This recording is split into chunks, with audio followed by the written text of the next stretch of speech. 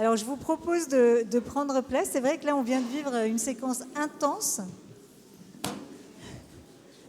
Mais ça nous a réveillés après le repas. Voilà. Alors, ce dialogue, parce que c'est effectivement comme ça qu'on pourrait appeler la séquence de cet après-midi, ce dialogue autour des dispositifs de mobilisation citoyenne avant, pendant et après les catastrophes dans les territoires. Donc, comment on construit en fait la résilience territoriale avec les populations, avec les citoyens, va en fait nous permettre pendant cette petite heure qu'on va passer ensemble d'aborder le travail qu'on peut construire avec des populations quand on est une autorité, quand on est une administration, quand on doit gérer un territoire, et que finalement, en fait, on doit aussi trouver des méthodes et des outils pour approcher ce citoyen, pour l'embarquer, pour l'amener jusqu'à nous. Mais avant de commencer notre dialogue, je vais passer la parole à Sébastien Tison, conseiller à France Urbaine, qui va nous parler de la résilience territoriale. France Urbaine a fait il y a quelques temps à Lyon son congrès annuel pendant lequel cette question a été traitée, d'ailleurs avec Jean-Christophe Erard, qui est aussi avec nous dans la salle.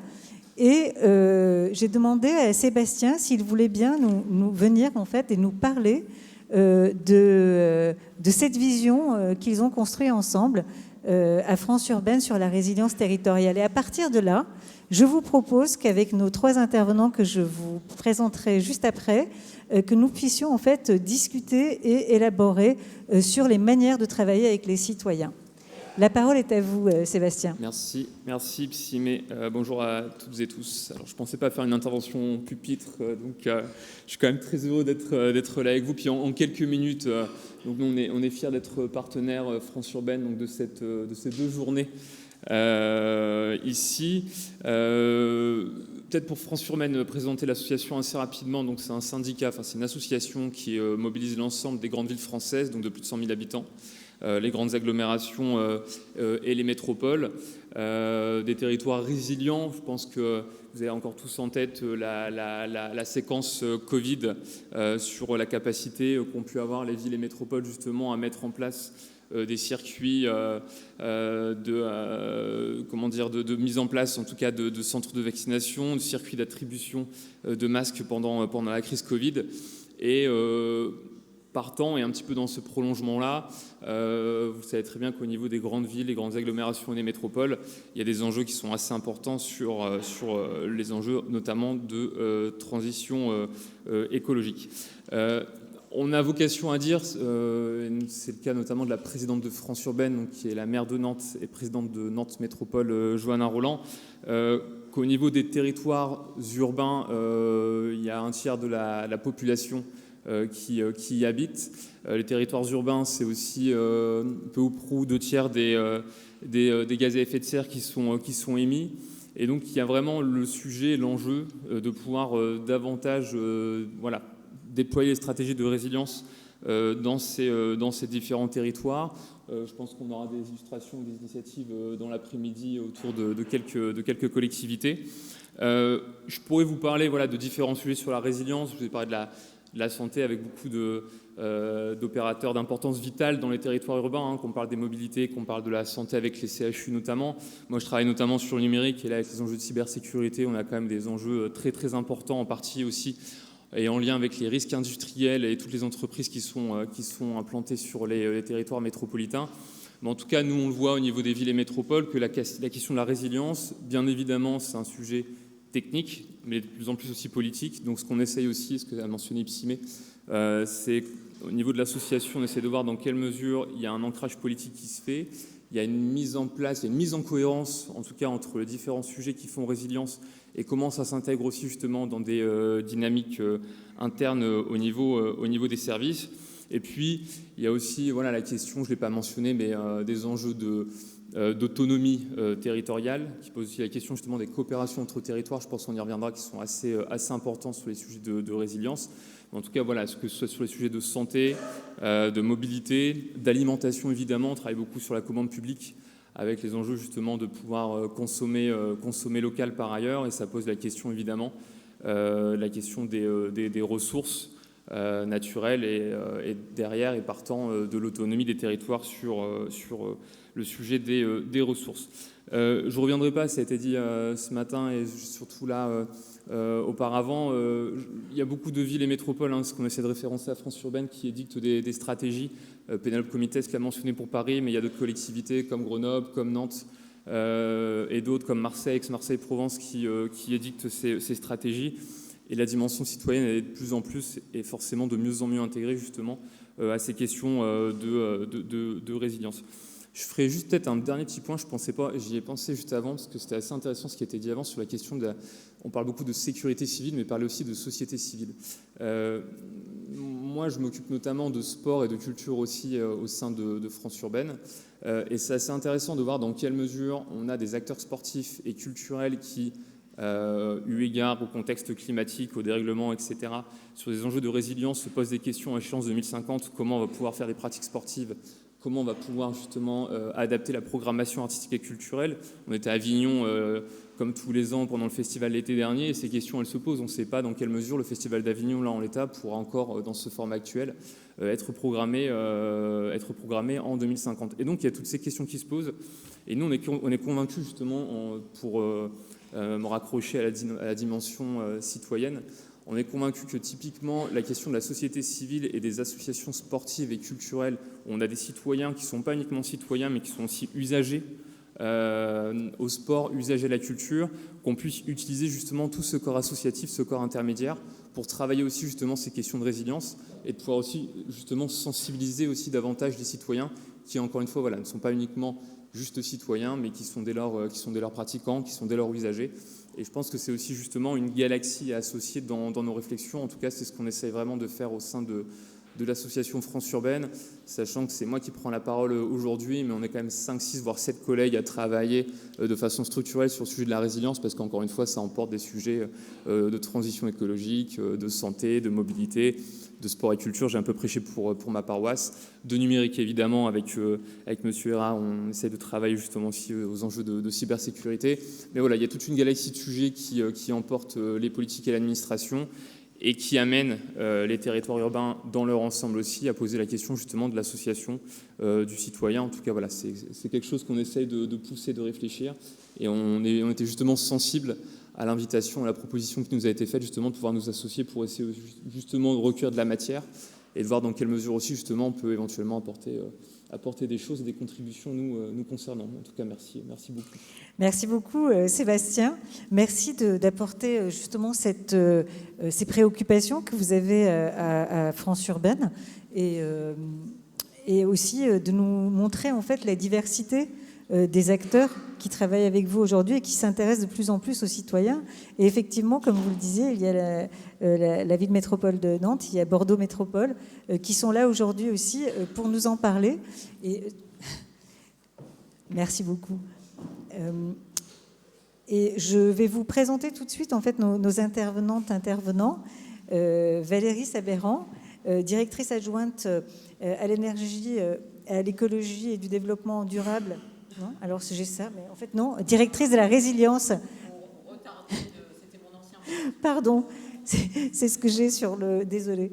Directrice de la résilience, pardon, à Bordeaux Métropole. Chloé Guillemot, donc vous êtes chargée de mission à la direction démocratie et stratégie à Ville Nantes Métropole. Et Jean-Jacques Gauthier, vous êtes responsable climat à l'association Prévention Maïf. Et il y a aussi avec nous tout à l'heure Sonia Klein, qui est une habitante de la Roya et qui nous apportera son éclairage, comme tout à l'heure Philippe Jeanneton nous a apporté son éclairage à la fin de la discussion. Donc Valérie, je me tourne vers vous et je voudrais d'abord en fait vous demander aujourd'hui comment vous envisagez en fait la question de la résilience à Bordeaux Métropole et ce que vous avez mis en place en fait de manière globale, c'est ce qui est ressorti lors d'un entretien que nous avons eu au niveau de la métropole. Alors, ça marche, parfait. Peut-être pour commencer, vous dire pourquoi la métropole s'est engagée dans une démarche de résilience. Bordeaux Métropole, c'est une grosse collectivité très technique qui est habituée à gérer du risque, et notamment du risque inondation, depuis très très longtemps. Donc on était plutôt sur de la gestion de risque thématisée, comme beaucoup de métropoles pouvaient l'être. Et donc ça roulait comme ça. Et puis on a eu un été 2022 qui a été un cumul de chocs pour nous. D'abord avec un très gros orage de grêle au mois de juin dont on n'a pas fini de réparer tous les dégâts, donc qui a été très traumatique, et on a enchaîné sur les gros incendies du Sud-Gironde dont vous avez tous entendu parler. Et ces deux événements, ces deux chocs ont été un vrai électrochoc pour nos élus qui, à partir de ce moment-là, se sont dit il faut qu'on gère différemment cette question des risques à l'échelle de la métropole, de l'ensemble du territoire, et donc on le gère en multithématique, on le gère en systémique, et qu'on le gère vraiment à l'échelle du territoire et avec l'ensemble des acteurs.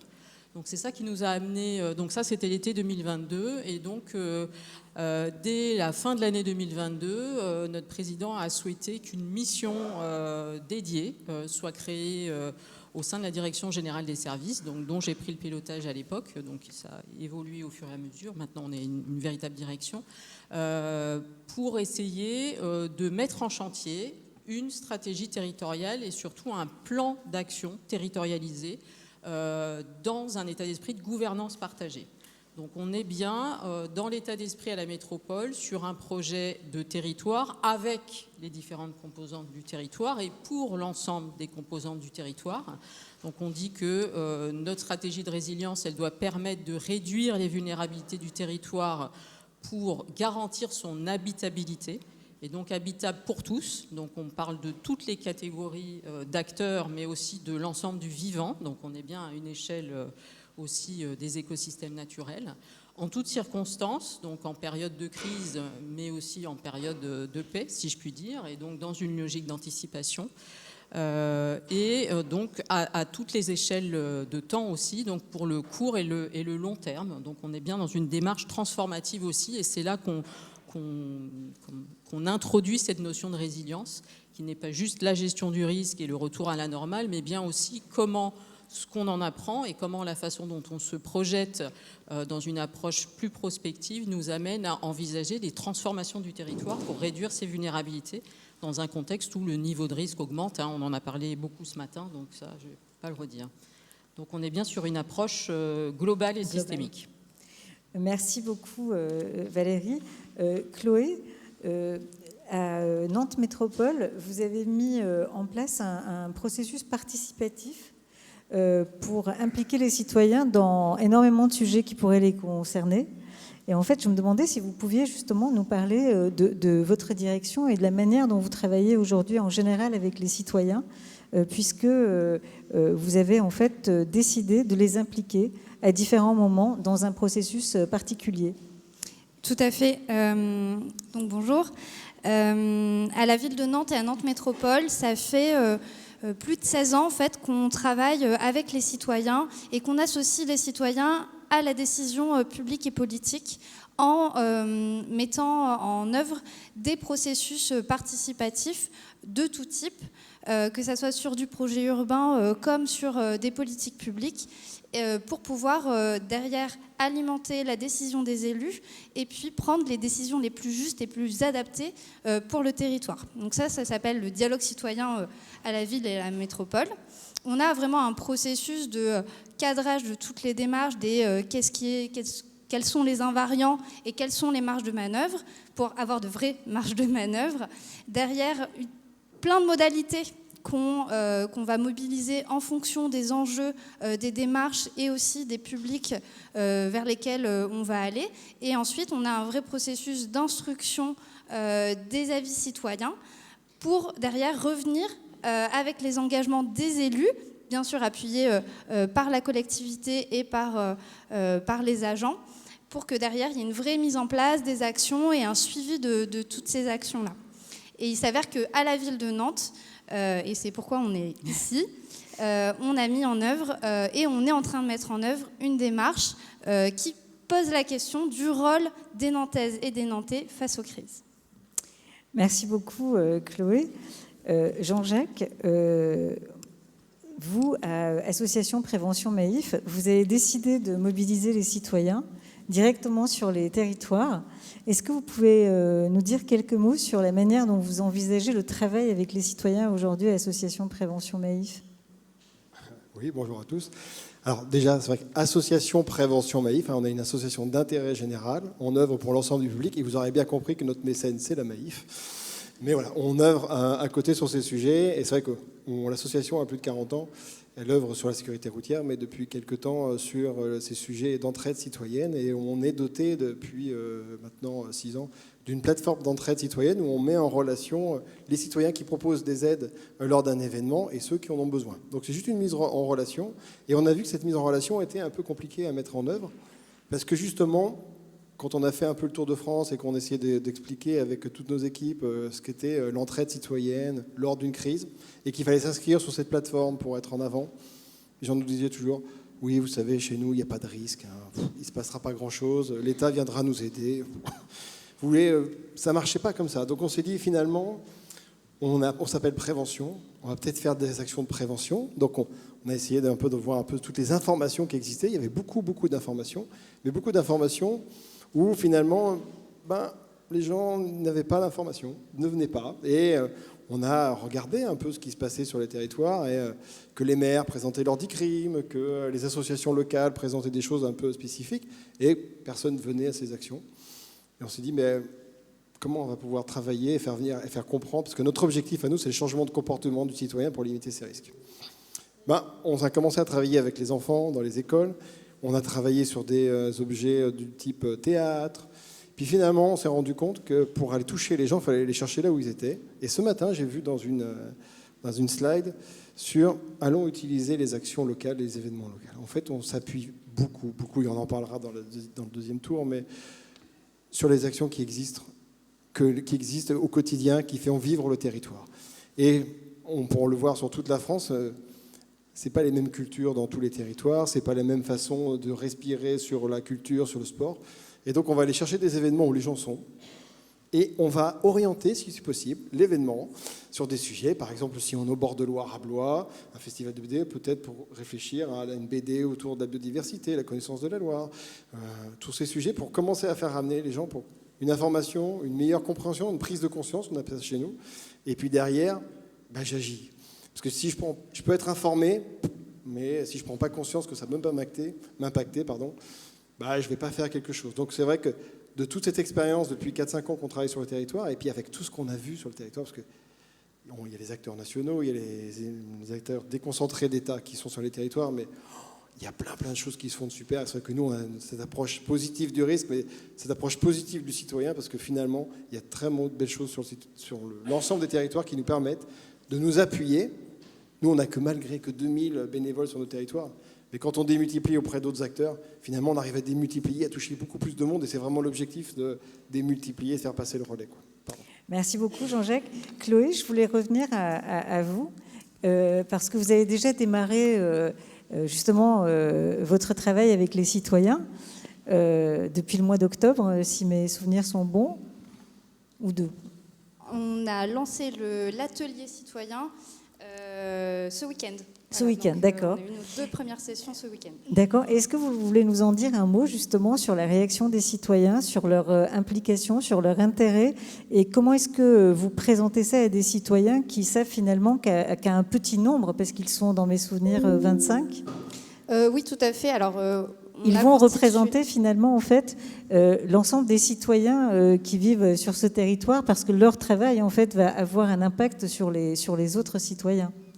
Tout à fait. En fait, et c'est plutôt juste de se dire que le travail a commencé dès le mois d'octobre, parce que c'est le moment où on a mis en ligne la plateforme sur le site du dialogue citoyen, où on appelait à la mobilisation et aux citoyens à candidater pour participer à un atelier de 4 sessions. Donc c'était vendredi soir dernier, un samedi complet, On aura un deuxième samedi au mois de décembre et une soirée pour finaliser leur avis qu'ils vont rendre aux élus en début février au mois de janvier. Donc c'est conséquent, mais depuis le mois d'octobre, donc on va dans les structures, on prend contact aussi avec les partenaires du territoire pour faire connaître la démarche, cette possibilité de participer à un atelier qui est délibératif, où les gens se rencontrent, montent en compétences collectivement, partagent aussi en fait de l'intime, parce que forcément ce sujet est intime, des rapports au risque et construisent un avis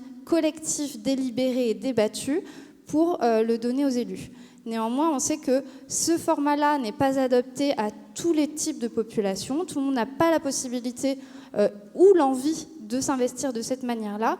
Et depuis le mois d'octobre, on va aussi devant la fac, dans des lieux type un restaurant intergénérationnel ou dans des associations pour aller récolter et pouvoir proposer une autre modalité de participation à d'autres types de publics, notamment les seniors, mais aussi les enfants. Voilà. Est-ce que vous pouvez nous dire encore quelques mots de votre première séance de travail, quelque chose qui vous a marqué, parce que le sujet est quand même particulier, c'est des citoyens qui vont travailler sur la crise. Est-ce qu'il y a quelque chose qui a éveillé votre curiosité ou qui vous a surpris? Alors, surprise, ça fait quelques années quand même que je travaille avec des citoyens, mais positivement surprise, c'est les blagues au bout du deuxième atelier qu'on était en capacité de faire, c'est-à-dire qu'on parlait des pieds dans l'eau, etc. Et de cette confiance qu'il y a eu dans le groupe pour parler de ce sujet-là, de l'intime aussi qui en est sorti, du rapport aux crises et de la diversité, c'est-à-dire qu'on a des personnes qui sont assez jeunes, qui ont 25, 30 ans, et puis des personnes qui sont beaucoup plus âgées et qui ont connu l'une des premières crises importantes sur le territoire, et donc qui ont 70 années. Et en fait, déjà, cette rencontre des générations permet d'avoir des points de vue autour parfois d'une thématique, et donc l'information, pour ne pas la nommer, qui est intéressante, et des points de vue qui sont vraiment complémentaires finalement, de pouvoir se dire ok, on a vraiment une diversité de prismes, mais il va falloir qu'on se retrouve ensemble et qu'on trouve les modalités qui nous conviennent à toutes et tous. Merci beaucoup. Valérie, lors de notre entretien, on a parlé en fait de la première réserve intercommunale de France, qui est à Bordeaux Métropole, et vous m'avez parlé des citoyens éclairés avec lesquels en fait vous construisez justement une logique de coopération pour pouvoir aussi recueillir des attentes, recueillir la vision citoyenne. Et je voulais justement vous demander de nous en parler, parce que c'est un groupe assez conséquent malgré tout, et sur lequel vous vous appuyez régulièrement, et si vous avez envie de nous en dire un peu plus. Oui, tout à fait. Alors, l'héritage de l'été 2022, ça a été pour nous aussi une mobilisation spontanée citoyenne, comme on en voit dans toutes les périodes de crise. Et l'idée de se dire, ces citoyens, cette envie de participer, il faut lui donner une chance d'être officialisé. Et donc, on a effectivement créé une réserve citoyenne intercommunale qui compte aujourd'hui 170 personnes, donc un grand groupe. Donc on a fait 2 vagues de recrutement, 100 personnes puis 70 personnes qui sont formées, donc qui sont petit à petit, qui deviennent des experts en fait, et qui travaillent avec les services de la métropole et auprès évidemment des services de sécurité civile. Et l'idée qu'on a eue assez rapidement, c'est de se dire il ne faut pas juste qu'ils soient en réserve pour les périodes de crise, mais qu'en fait ils soient des partenaires privilégiés du projet de résilience territoriale. Ce qui fait qu'en fait on les mobilise souvent et dans diverses dimensions de notre action. En premier lieu, nos réservistes sont devenus des vecteurs de sensibilisation pour les autres citoyens. C'est-à-dire qu'on les a formés, par exemple, à l'animation de jeux sérieux, à la tenue de stands, ils animent des balades apprenantes, par exemple. Donc, ce sont des citoyens qui parlent aux citoyens. Eux-mêmes, à partir du moment où ils sont sensibilisés, on les outille pour qu'ils aillent sensibiliser plus largement. Donc en premier lieu, ils sont vecteurs. En deuxième lieu, on s'est dit qu'ils pouvaient être bêta-testeurs, puisqu'on produit beaucoup d'outils, en fait, et notamment, je vais vous évoquer juste celui d'un parcours de formation qu'on a co-construit, notamment avec le CNFPT. Ce qu'on leur a demandé, c'est de venir bêta-tester les prototypes des modules de formation pour avoir justement leur retour de leur place, donc en tant que citoyens, mais ce sont des citoyens aussi qui sont actifs, qui ont des cultures professionnelles très différentes, et donc ça nous a donné lieu vraiment à des apports très très riches. Ensuite, ils sont coproducteurs. Ce qu'on a souhaité, c'est qu'ils apportent leur expertise d'usage ou bien leur expertise technique, parce que comme je l'ai dit, ils viennent d'horizons très différents. Et donc, en fait, on est en phase de coproduction d'un plan de résilience territorialisé. Les réservistes participent au même titre que les agents et les élus de la collectivité à nos groupes de travail. Donc, on a des groupes de travail qui sont paritaires. On s'est réunis il y a une dizaine de jours et on avait des différentes tables, 6 tables, et à chaque table, il y avait des élus, des réservistes, des agents, des partenaires du territoire, le SDIS, le CEREMA, etc. Et en fait, tout ça travaille ensemble. Et donc ça, c'est extrêmement riche, et on s'est aperçu, alors au début, on nous a dit, oulala, est-ce qu'on mélange? Bah oui, on mélange, et en fait, c'est d'autant plus intéressant sur ce qui ressort, à la fois sur la qualité des propositions, mais sur aussi comment ça préfigure une gouvernance partagée de cette question de la résilience du territoire, et ça construit petit à petit une co-responsabilité de ce plan, parce que ça, c'est vraiment notre fil conducteur. On veut que la résilience du territoire soit co-portée, en co-responsabilité, en co-action, en co-compréhension, parce que pour pouvoir agir, il faut comprendre. Et donc tout ça, ça veut dire qu'on le fait ensemble. Et puis évidemment, nos réservistes, ils sont dans l'action aussi. Donc on organise régulièrement des exercices de crise, ils sont toujours là. Et puis sur les épisodes extrêmes, et notamment sur des périodes de canicule par exemple, ils sont mobilisés. Donc en fait, j'ai envie de dire, les réservistes, c'est un peu mes nouveaux collègues. Et c'est vraiment d'un apport très, très puissant, je trouve, pour l'ensemble de la démarche. Merci beaucoup. Alors, Jean-Jacques, est-ce que vous voulez aussi nous dire un peu comment vous travaillez sur un territoire directement avec les citoyens quand vous faites, par exemple, des chantiers participatifs, quand vous faites de la construction, de la co-construction de projets avec les citoyens? Est-ce que vous voulez nous en dire un peu plus avant qu'on passe à des questions partagées entre vous, de manière à ce qu'on comprenne comment une association peut aussi mobiliser en fait au long cours des habitants des territoires?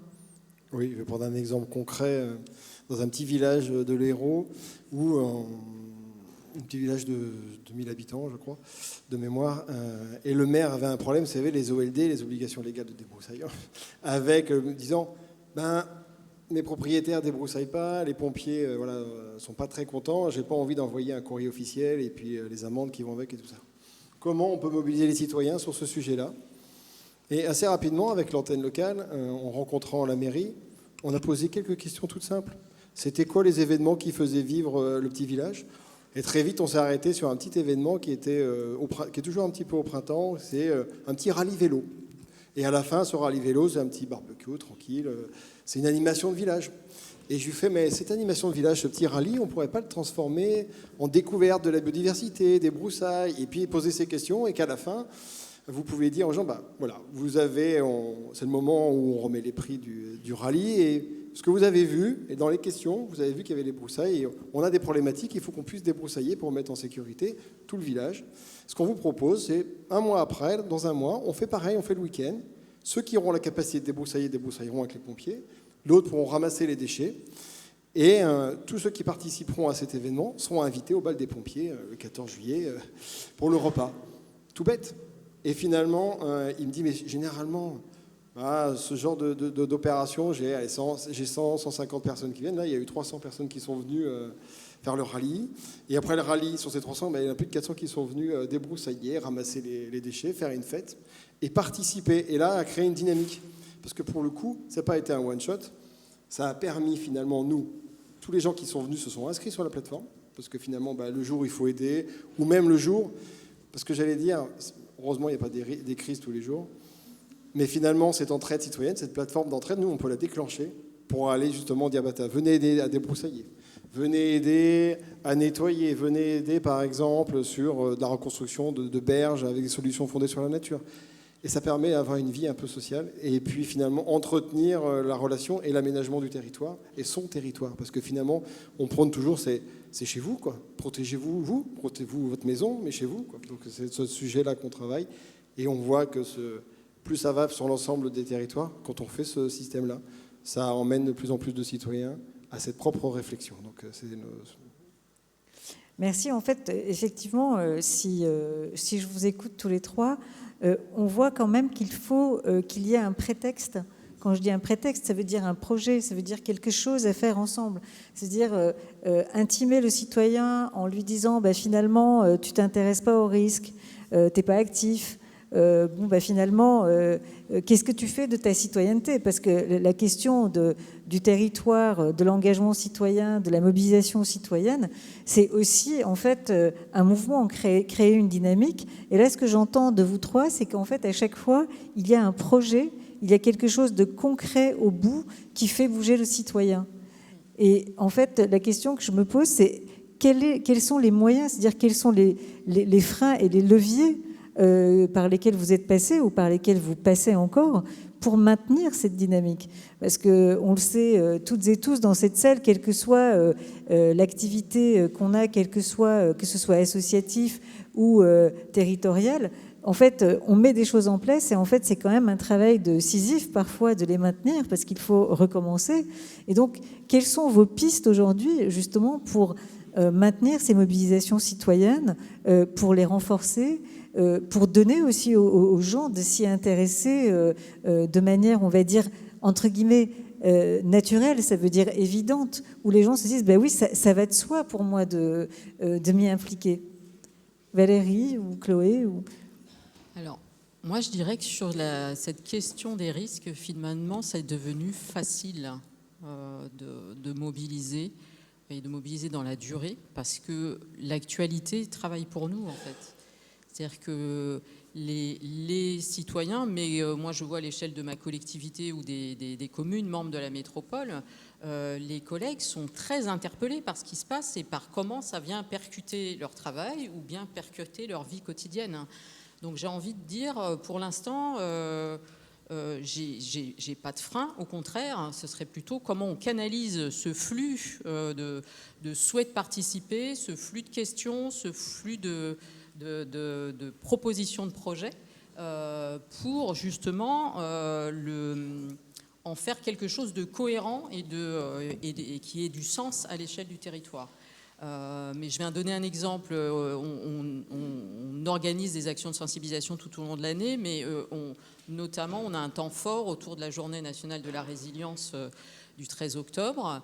L'an dernier, on avait dit on fait une semaine de la résilience, puis on a eu tellement de propositions qu'on a fait 12 jours. Cette année, on a dû faire un mois parce qu'on a eu 140 propositions en fait.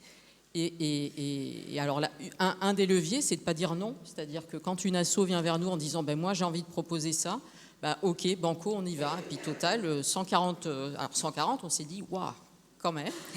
Mais c'était génial. Et effectivement, ça a duré un bon mois. On a eu 11 000 participants, dont 10 000 citoyens, en fait.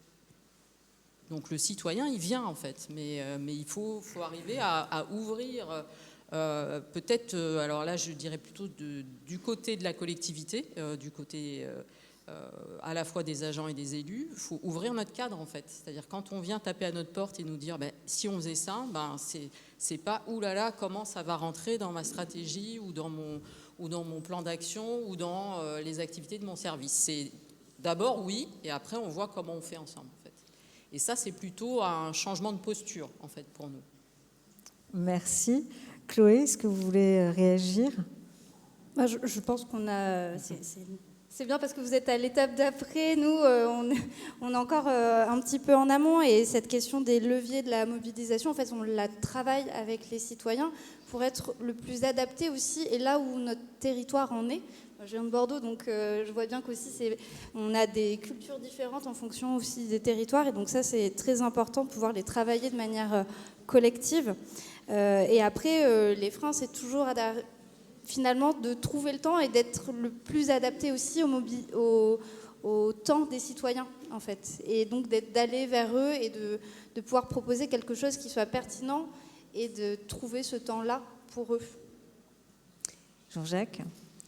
Ouais, c'est vrai que nous on œuvre sur l'ensemble du territoire et ce qui est important et ce qu'on a toujours voulu avec l'association, c'est d'œuvrer avec l'ensemble des forces en vigueur. Je veux dire, pour le coup, c'est pour là qu'on est là avec vous aujourd'hui. C'est parce qu'on travaille avec la FPCNT, avec la Croix-Rouge, avec IFO RME, avec les ministères, en fait, avec les préfectures, avec l'école, avec tous, et puis tous les organismes étatiques déconcentrés ou tous les acteurs locaux. Et c'est vraiment la force, c'est d'utiliser toutes ces forces qui existent. Et j'allais dire, sur les territoires, malheureusement, on peut dire, par une fois... Dans un département, ça va être la préfecture qui est plutôt en leader. On va être dans un autre, ça va être la DDT, l'autre, ça va être l'école, l'autre, ça va être une association locale, l'autre, ça va être la FPCNT, ça va être... Peu importe. Mais en fait, à chacun, il y aura un leader qui va l'ancrer. Et la difficulté du frein, c'est le temps que ça prend. Et d'harmoniser tout ça et de lancer tout ça. Et ce rythme-là qui prend beaucoup de temps. Et j'allais dire, c'est pas de convaincre, ça c'est clair maintenant, il n'y a plus à convaincre. C'est le temps que ça prend de mobiliser tout le monde. Et ça marche quand on a la chance maintenant dans les territoires. J'ai vu il y a quelques temps, on m'a dit tiens, j'ai rencontré un directeur climat, donc c'est rigolo, mais c'est la ville de Narbonne, je crois. Et ils ont commencé à finalement reprendre l'ensemble de tous les acteurs, mais que pas uniquement les acteurs qui étaient associatifs, qui étaient dédiés à ces thématiques-là, mais tout, sportif, culturel, tout. Et ils ont mis tout le monde dans une grande salle. Ils ont dit maintenant on va travailler sur un plan annuel de sensibilisation à la culture du risque, mais à la transformation de nos territoires et au changement. Parce qu'on ne peut pas dissocier maintenant de plus en plus l'adaptation et l'atténuation, parce que finalement on doit s'adapter au changement climatique, aux risques majeurs que ça engendre, que ça peut être technologique avec, mais aussi en même temps, qu'est-ce que je fais moi en tant que citoyen pour limiter mes gaz à effet de serre, pour essayer de limiter cet impact-là, quoi.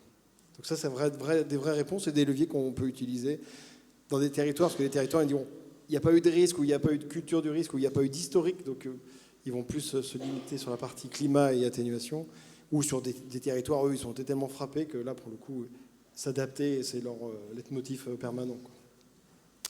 Merci Jean-Jacques. Alors, effectivement, en vous entendant, je comprends qu'il faut adapter votre propre cadre. Ça veut dire peut-être travailler avec des temps différents, peut-être avec des indicateurs différents, parce qu'on a quand même une certaine notion de la performance, des objectifs à atteindre.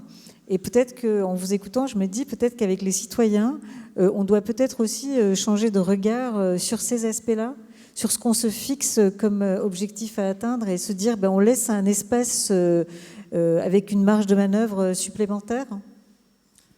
Alors, cette question d'indicateur, elle fait vraiment écho avec pas mal de conversations que j'ai eues récemment, parce qu'effectivement, l'objectif d'un projet de résilience, je l'ai dit tout à l'heure, pour nous, on l'a traduit comme le territoire doit rester habitable. Voilà. Mais c'est quoi un territoire habitable, en fait ? Et donc, on s'est dit, en fait, cette question des bornes d'habitabilité, il faut qu'on les discute avec les acteurs du territoire. Et là où on était parti sur quelque chose d'un peu techno, parce que aussi on sortait d'un plan climat avec une belle trajectoire d'atténuation où c'est très facile parce qu'on a une unité carbone, une unité vulnérabilité, habitabilité, on ne l'a pas, c'est quelque chose de composite. Et donc on peut faire une très très jolie usine à gaz avec tout un tas d'indicateurs combinés où on peut se dire, on ouvre la discussion en se disant, pour vous, c'est quoi un territoire habitable ? C'est quoi un territoire où vous vous sentez en sécurité, où vous avez envie d'habiter, où votre vie quotidienne se passe correctement. Mais pas que pour le citoyen, ou pas que pour l'élu, ou pas que pour l'industriel, ou pas que pour l'agriculteur. C'est-à-dire, c'est quoi l'ensemble commun de tout ce monde-là ?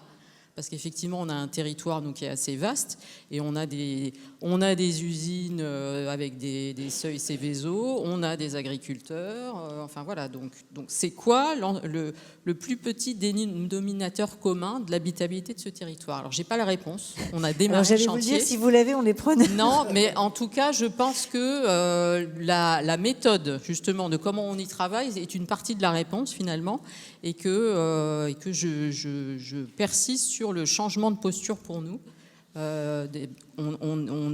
Être efficace, c'est rester habitable, c'est pas être performant, en fait. Donc, on sort de cette question de la performance, ce qui peut être perturbant, parce qu'on a des injonctions à la performance par ailleurs, mais ça nous secoue, en fait, mais dans le bon sens du terme. Et une autre question sur les moyens, parce que finalement, on a tous envie de faire des choses. Ouais. Et à côté de ça, on est confronté sur les territoires à des choix, des dilemmes, je dirais même parfois. Comment on fait ça aujourd'hui ? Comment on trouve des moyens, ou quels sont les moyens qu'on ne trouve pas, justement ? Alors moi, on me dit souvent, Bordeaux Métropole, vous êtes une grosse structure, vous avez les moyens. Bon, je vous ai parlé tout à l'heure du mois de la résilience. 140 événements, ça nous a coûté moins de 40 000 €. Pourquoi ? Parce qu'on fait avec les propositions, parce qu'on fait avec Moi, j'ai beaucoup de collègues qui ont été impliqués. C'est une partie de leur temps de travail qui est affectée à ça. On a constitué un réseau de référents sur les questions de résilience au sein de l'ensemble des directions opérationnelles, et c'est acté. Alors effectivement, on a un DGS qui porte la démarche, mais c'est acté. Tout le monde participe. Donc ce n'est pas des moyens supplémentaires. Quand on a créé la mission, moi j'étais toute seule. Aujourd'hui, il y a 3 personnes. C'est une toute petite équipe, mais qui en fait active beaucoup de leviers. Au sein des services, parmi les élus, on a des élus qui viennent travailler avec nous, et parmi les citoyens ou les industriels, on a démarré des ateliers sur la zone industrielle au portuaire, par exemple. Chez nous, on a un grand port. C'est une partie de leur temps, parce qu'en fait, ils sont intéressés à trouver une réponse commune. Donc, c'est pas obligatoirement cher. Et puis, j'ajouterais, mais ça, c'est encore un autre gros chantier, baisser la vulnérabilité du territoire, c'est éviter des coûts aussi. Donc, cette question du coût évité, elle est pas neutre aussi. Donc, travailler à la résilience, ça coûte pas obligatoirement cher. Par contre, ça nécessite de travailler autrement. Chloé, vous voulez réagir sur ce qu'on vient de se dire sur ces questions, ou peut-être moi je pourrais vous poser une autre question, c'est comment vous voyez le futur justement du travail avec les populations, avec les citoyens, puisque vous le faites sur différents sujets. Alors moi j'étais intriguée, j'avais envie de vous poser une question sur le passé, une question sur le futur, c'est-à-dire un exemple de quelque chose que vous avez réussi à faire avec les citoyens dans le processus que vous utilisez, sur un sujet différent de celui que vous traitez sur la crise. Est-ce que vous avez réussi à produire, et si ce que vous avez réussi à produire a été compris, mis en place et s'est avéré efficace, on va dire. Et puis la deuxième question, c'est comment vous voyez le futur de la concertation avec les citoyens, en particulier en fait dans un monde dans lequel on fait face à des défis, notamment comme disait Valérie, d'habitabilité et puis d'incertitude aussi. Bien sûr, le avant, je vais prendre peut-être la première démarche quand je suis arrivée à Nantes Métropole. C'était sur la Convention citoyenne de Nantes, et non pas du climat, qui était sur la crise du Covid-19. En fait, c'était en novembre 2020, sur les vécus de crise et les aspirations pour demain. Oui, on croyait au mois d'octobre et de septembre 2020 que nous en avions terminé, mais visiblement pas. On est retombé dans la deuxième vague du Covid, mais ça ne nous a pas empêché de continuer le processus démocratique dans lequel nous étions. Donc 80 citoyens et citoyennes qui ont passé 4 mois à échanger sur ce que le Covid avait fait à leur vie, de toute la métropole, ces 24 communes sur toute la métropole, et aussi ce que ça avait changé pour eux, pour le territoire, et la manière dont ils souhaitaient vivre ce territoire, et donc pour l'inclure dans toutes les politiques publiques de la métropole. Et aujourd'hui, tous nos documents internes reprennent et retirent ce fil de l'expérience des citoyens et des citoyennes pour l'inclure dans les politiques publiques et donc ont des actions issues de cette convention citoyenne. À titre d'exemple, alors c'est très très personnel, mais le deuxième projet sur lequel j'ai été, c'était autour des assises des nouvelles solidarités. Et c'est revenu comme étant un sujet prioritaire, et donc ça a été repriorisé. Et dès 2021, on a mis en œuvre les assises des nouvelles solidarités à la ville de Nantes pour re-questionner notre rapport aux solidarités sur le territoire. Donc voilà, il y a des vrais impacts derrière. Là, j'ai pris un exemple très personnel. Parfait, c'est très bien. Et alors, comment vous voyez justement le futur de ce travail que vous faites avec les citoyens ? Est-ce que vous avez le sentiment que c'est quelque chose qui va se généraliser ? Parce que si je suis les propos de Valérie, mais aussi les vôtres, il y a une appétence des citoyens à participer, à être consultés, à trouver leur place dans ces processus de décision, ou est-ce qu'au contraire, vous avez l'impression que finalement le citoyen se retire de tous ces processus et finalement, parce qu'il a le sentiment qu'il n'a pas grand-chose à dire? Alors, moi en plus en tant que... Forcément, en tant que personne qui met en œuvre des démarches participatives, je vais être biaisée, soyons clairs. Mais ça tend, pour moi, à se démocratiser. En fait, on s'y intéresse de plus en plus, même en tant que personne, en tant qu'individu, en tant que citoyen. Et on voit qu'il y a toujours beaucoup d'appétence. On a ouvert beaucoup de démarches à cet automne et on a eu beaucoup de personnes qui ont souhaité participer aux divers dispositifs participatifs. À partir du moment où ça a un impact, et c'est là où il faut pouvoir accueillir et être suffisamment ouvert pour derrière prendre des véritables décisions et des engagements finalement suite à la parole citoyenne et à ces dispositifs-là. Si effectivement ça reste lettre morte, ça créera de la défiance là où on souhaitait peut-être reconstituer un peu plus de confiance. Donc ça vous oblige, quelque part, ça vous oblige. Ça veut dire que le fait d'ouvrir le dialogue, quelque part, ça oblige aussi à le poursuivre. Tout à fait, ça donne du pouvoir aux citoyens sur notre système de gouvernance aussi dans les territoires. Merci beaucoup, Chloé. Jean-Jacques, c'est quoi pour vous aujourd'hui, justement, le défi, ou en tout cas, le défi et les freins que vous pouvez rencontrer sur le terrain, ou au contraire des leviers vous nous avez parlé d'un levier avec les événements, avec le fait de vous intégrer dans la vie locale. Est-ce que vous voyez des freins? Et puis comment est-ce que vous voyez le futur en fait de cette mobilisation citoyenne sur les territoires, en sachant que Valérie et Chloé sont dans des métropoles et que finalement on est à un niveau supra, on va dire, local.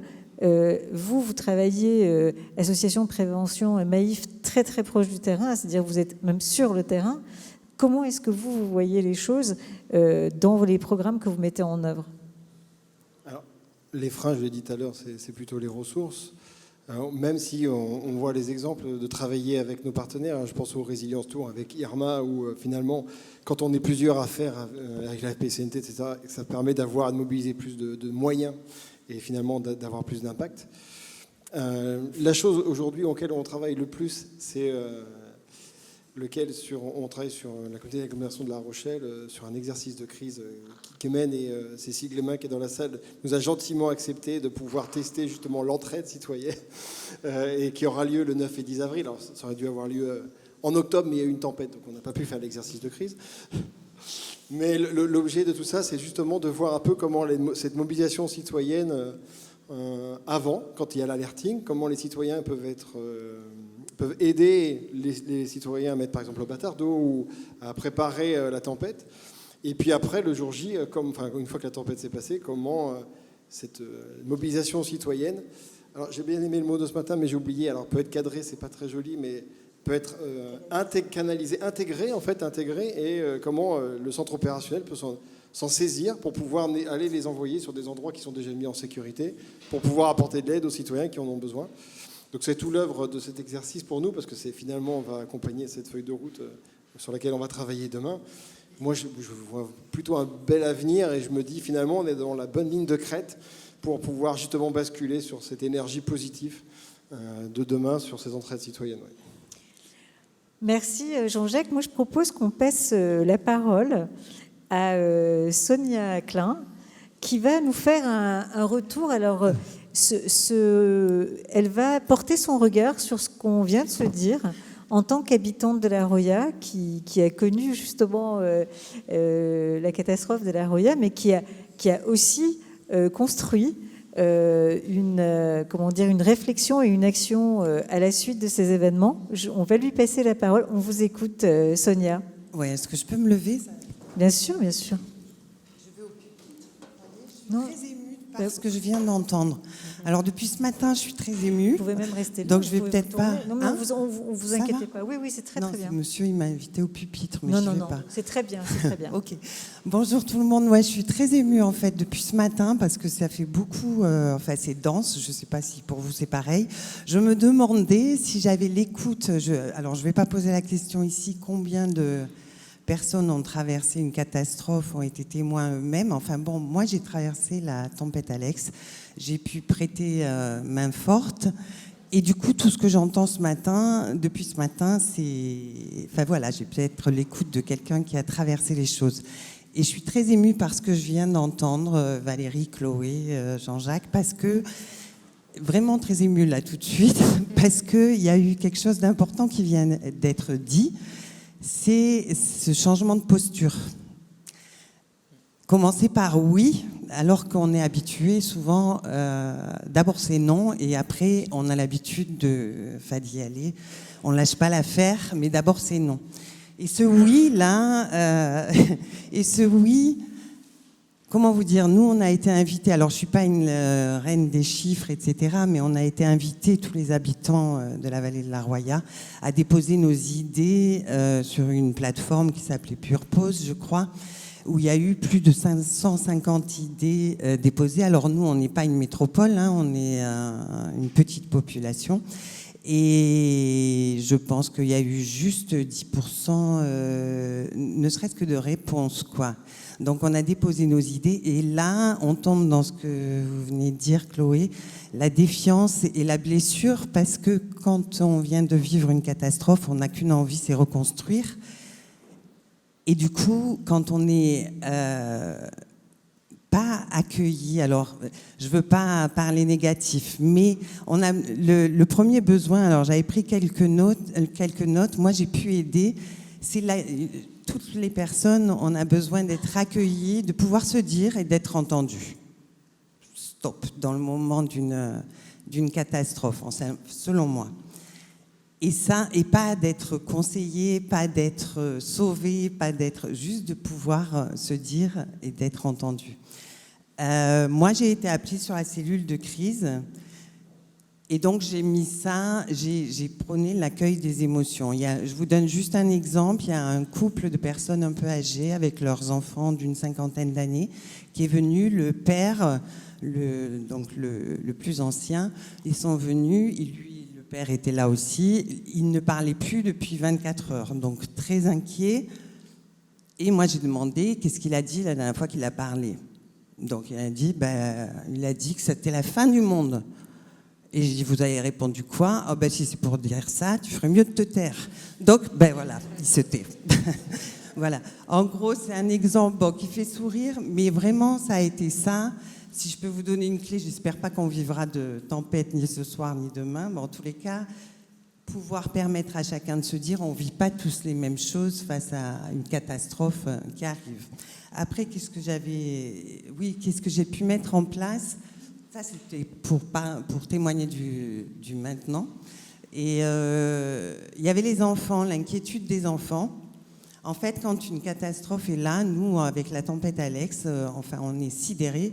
On regarde au fur et à mesure, on découvre tout ce qui ne va pas. Moi, j'avais pris les enfants qui étaient là, qui étaient très inquiets parce que leurs grands frères et grandes sœurs devaient prendre l'hélicoptère pour rejoindre le lycée, etc. J'ai pris les enfants et j'ai dit, on va faire un groupe de détectives, vous partez à la chasse de ce qui va bien. Dans tout le village, etc.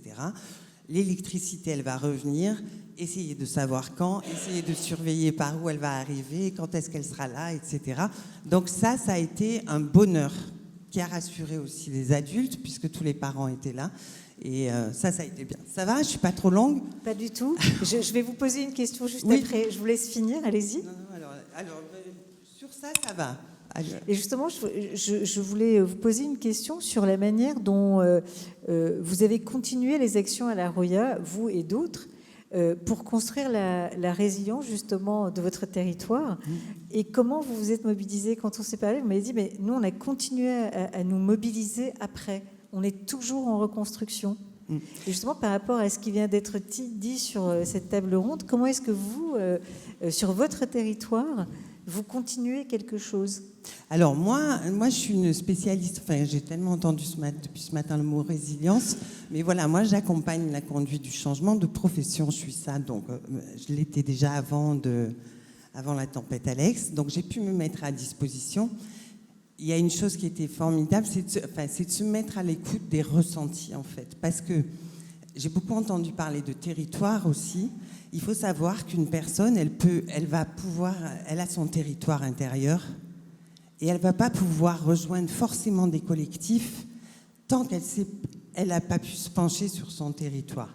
Et dans la résilience particulièrement, on sait qu'une personne qui n'a jamais pu déposer le pire de ce qu'elle imagine, le scénario du pire, elle ne va pas pouvoir s'ouvrir au meilleur, au champ des possibles, quoi. Donc, pour permettre à une personne de dire, OK, si c'était la fin du monde, c'est quoi l'histoire, etc., et de pouvoir l'accueillir dans ce qu'elle ressent, à partir de là, elle va peut-être se sentir légitime pour rejoindre des collectifs. Et dans la Roya, moi, on a organisé avec la région des ateliers philo, tout de suite après, parce que les grandes questions, c'était partir ou rester, point d'interrogation. On avait fait ça pour des jeunes, pour les ados, il n'y avait que des adultes. Les jeunes, ils ne se demandaient pas, peut-être ils étaient déjà partis. Mais bon, partir ou rester, deuxième atelier philo qu'on a fait, c'était la solidarité, en vrai, est-ce un mirage ou une réalité? Et là, les ateliers philo, ce qu'ils permettent, c'est d'accueillir toutes les réponses. Il n'y en a pas une de réponse, il y en a plein. Il y a toutes les questions, toutes les réponses dans cette salle, chacun pourrait donner sa réponse. Et la troisième, c'était, peut-on cultiver la joie en temps difficile? La joie, c'est le moteur pour avancer, quoi. C'est demain, c'est plein de choses, quoi. Donc, on a fait ça. Et après, moi, je pense, depuis ce que j'ai entendu ce matin, qu'est-ce que j'avais mis? Voilà, l'idée, c'est de faire sienne l'adversité. Mais quand il arrive, on se rend compte, alors, les gens qui n'ont pas vécu encore de catastrophe, ils en vivent d'une certaine manière pour leur santé mentale en écoutant les informations, parfois en boucle, parfois déformées, parfois interprétées. Enfin bref, c'est une tension que d'accueillir les informations, ça lève de l'inquiétude, ça lève des peurs existentielles dont on ne parle pas beaucoup. Il y a encore plein de sujets tabous. Et je pense que pour anticiper en amont ça, l'apprentissage, en tout cas de la résilience, en tout cas que moi je pratique, il inclut ces questions existentielles pour permettre d'anticiper, et le jour où on arrive, c'est déjà quelque chose qu'on a un peu cultivé. Voilà. J'espère que j'ai répondu à la question. Oui, et toutes vos réponses, en tout cas tous vos propos étaient les bons puisque vous deviez réagir à nos propos. Donc moi je vous remercie Sonia d'avoir fait le trajet de la Roya jusqu'ici pour passer cette journée et demie avec nous, parce que c'est aussi important que nous puissions entendre à la fois les excellents comédiens de ce matin, à la fois des personnes qui sont issues des territoires et qui ont vraiment traversé des choses et qui ont continué en tout cas à se mobiliser au long cours. Et merci beaucoup. Et ce que je vous propose maintenant, en fait, c'est qu'on puisse ouvrir la parole. Merci à vous. Qu'on puisse ouvrir